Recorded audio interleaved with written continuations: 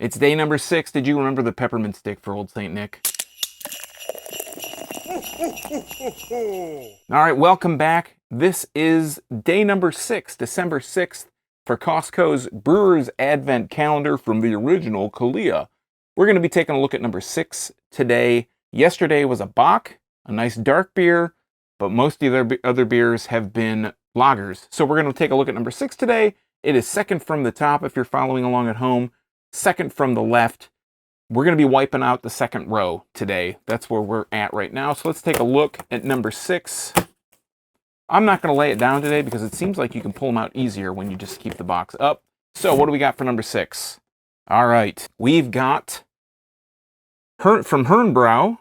We've got Herrenbrau Premium, Bavaria, Zwickel, Keller beer.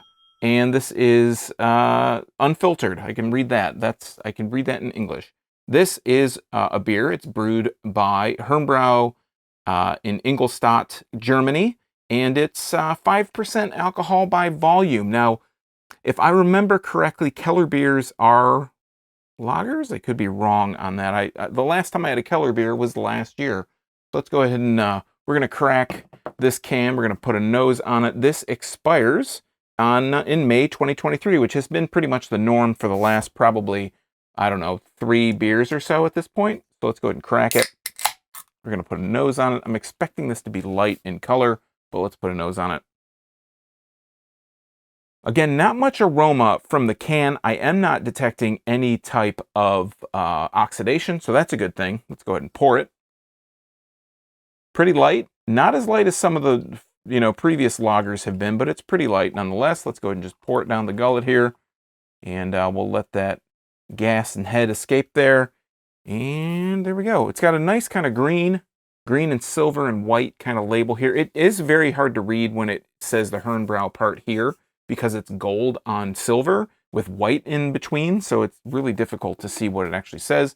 But if we're looking at this, we got about 1.5 fingers of head. It's a really nice white colored head. Again, yesterday was a Bock that had like a tannish color head, if I remember, and the day before was something else. And I remember the head was not quite white, but this has a nice white head, nice compact bubbles. Holding it up there. It's got a bit of a haze to it. It's got a bit of a lot of particulate floating in there. You cannot, well, you might be able to see my finger here. If I hold it up pretty close, you might be able to see my ugly mug behind it. But it's got a nice amount of particulate in it. Let's go ahead and put a nose on it. Very light aroma. It is coming through as just kind of a light, sweet kind of aroma. So let's go ahead and let's try it out. Cheers.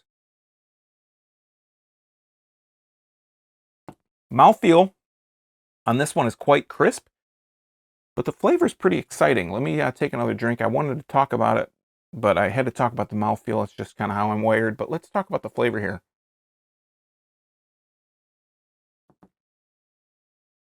When you first swallow it, it doesn't really have much that kind of like sets it apart from regular, all the other stuff that we've had so far.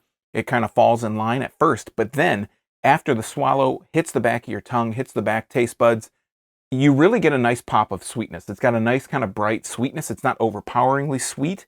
It's a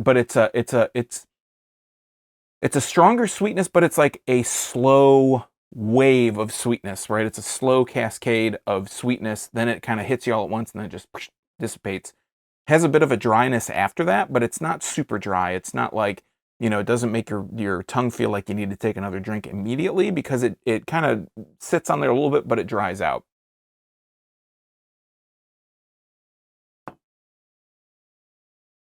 The sweetness that comes through almost has a bit of a candied kind of sweetness to it. I can't really put my finger on exactly what the flavor is, like the sweetness that comes through, but it does have a nice sweetness. Again, it dries out after that.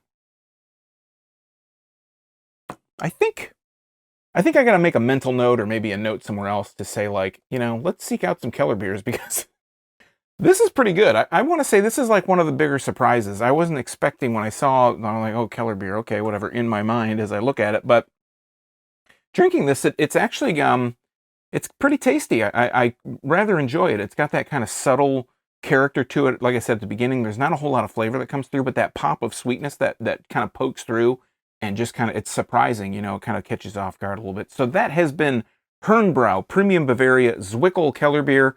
This again is 5%, and it is out of Ingolstadt, Germany. I could actually say that one, so I don't know how many times I'm going to have to ring the bell on this one, but that's a pretty good one. So that's been day number 6. We're going to jump into day number 7 tomorrow. I'm trying to look on the box where it is. It's in the top right corner. So we're going to start kind of working on the next upper quadrant over the next few days.